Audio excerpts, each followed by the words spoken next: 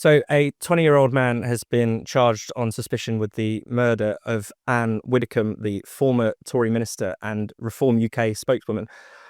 Joshua Kerry is alleged to have entered her bungalow while she was having lunch and to have struck her with a hammer 21 times. Joe, these are really, really shocking details. I mean, there are legal reasons why there isn't loads of commentary about this case, and we can't talk about the ins and outs of the alleged crime. But it does seem that there should be a bit more outrage. There should be more political commentary, more the gravity of it. It feels like hasn't quite hit the nation. Yeah, I think that's absolutely right. I mean, this is a truly appalling crime. And let's face it, it would be truly shocking and appalling if this had happened to anyone for any reason. But the fact that it's happened to a politician who certainly seems, by all the available evidence, to have been singled out, we can only assume in part because of her political views. I mean, it is a case which is being investigated, we now know, by counter-terror police, which clearly tells us there is something to see there. We've been told, obviously, not to speculate repeatedly, that we don't want to jeopardize any legal trials. I mean, those things are important, obviously. But what's interesting is how time and time again you just see the double standards at play here. There was an incident just this weekend that had Keir Starmer, Shabana Mahmood taking to Twitter to proclaim that there was a thwarted Muslim, a thwarted terrorist attack against a Muslim festival that had been stopped, saving dozens of lives, they claimed. It turns out it was just some people flying a drone. And yet the same instruction not to speculate clearly did not occur, though they were able to speculate within minutes of news breaking of this suspected attack. You can't have a don't speculate rule which applies to just offences that might be carried out by left-wing terrorists, but not by other forms of terrorism. Yeah, that's absolutely right. I mean, can you imagine if, no one would have said, don't speculate in the wake of, say, the Joe Cox killing? I mean, that happened in the middle of a national referendum, and it was heavily implied that one side were somehow to blame for it, even before, any of the facts had really come to light. I mean, it is just extraordinary. Yeah, and it was explicit in the wake of Joe Cox's murder. I mean, Polly Toynbee was writing columns essentially pinning it on the Leave campaign. I mean, she said that Vote Leave, I think, if I remember the quote correctly, had lifted several stones, and essentially the cockroaches were crawling out. And this was really explicitly said on the radio. And it's so clear that you are allowed to speculate in the wake of horrific crimes like this, as long as you speculate in the right direction. I mean, even all of the commentary about, it was probably just a burglary gone wrong. The game was not sort of cracked down upon in the same way that has happened since then. And I think as we learn more, first of all, the full horrific details of the murder itself, I mean, 21 times is something which will really kind of stick in our national memory, I think, just the horror of that murder. But also the fact that the reason, the information that we're getting now is that this was captured on a home CCTV, which again raises a lot of questions about what did the police know and when, and why weren't they more forthcoming with some of these details? I mean, it surely couldn't have taken them long to get hold of this footage to work out what had happened.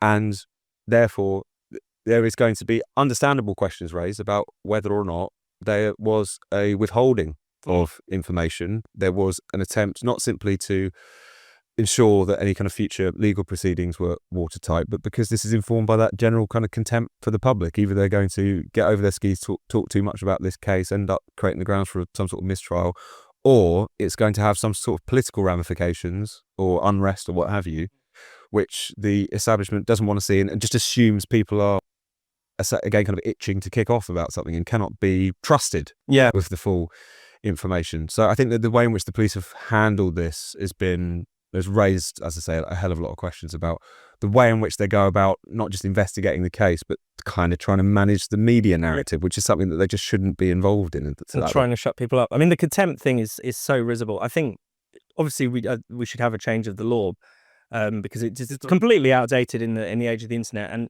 in the US, people are able to write commentary on ongoing trials. It clearly doesn't prejudice the case. You're always able to find a jury who haven't followed the news. It's not that difficult to do. But it does feel as if, this is more of an excuse than anything. I'm not convinced that everyone who's saying don't speculate is really au fait with the exact rules and is an expert in media law. It is about contempt. It's contempt of the public. Absolutely. Contempt of court, it seems to be the upshot. The only thing I would add to that is I think Tom's absolutely right. What's incredibly concerning is that when things like this happen, the reaction of the police and the political class more broadly is to silence the public, to quell potential disturbances or the disturbances that exist more in their kind of fevered imagination than reality. But those concerns are bigger than to actually seem to be bigger than actually tracking down the perpetrator of the crime. Anne Whitikham is brutally murdered, and police are rushing out statements telling us not to speculate. Personally, I would rather they just spent their time tracking down who exactly had committed this horrible crime, rather than issuing those statements. Yeah, absolutely. And I mean, is it fair to say that we're seeing something of a trend? I mean, we don't yet know the motives of the suspect in this case, but it does feel as if there's been a rise in political violence from the left. I mean, the case that it brought to mind for me, although they're very different people, is the Charlie Kirk, someone who we know absolutely was murdered for his beliefs, for expressing himself freely and forthrightly. Is any of us surprised that the intolerance on the left that we've been talking about for a long time has turned seemingly very violent and murderous? I mean, it's one of those things that certainly America has got an observable problem with kind of rising left-wing terrorism and extremism, something that people have written good journalism and good reports about. Are we there yet in this country? Maybe not, but you're just starting to see the sort of, again, the kind of shoots of it to a certain extent.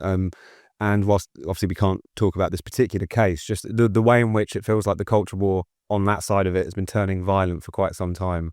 The kind of natural consequence, if you go around suggesting that anyone of a different opinion isn't just wrong or, potentially not looking at the issue the right way, but is evil. Yeah. So the amount of time you go around saying that words are violence, at some point people are going to use violence against people who use words that they dislike.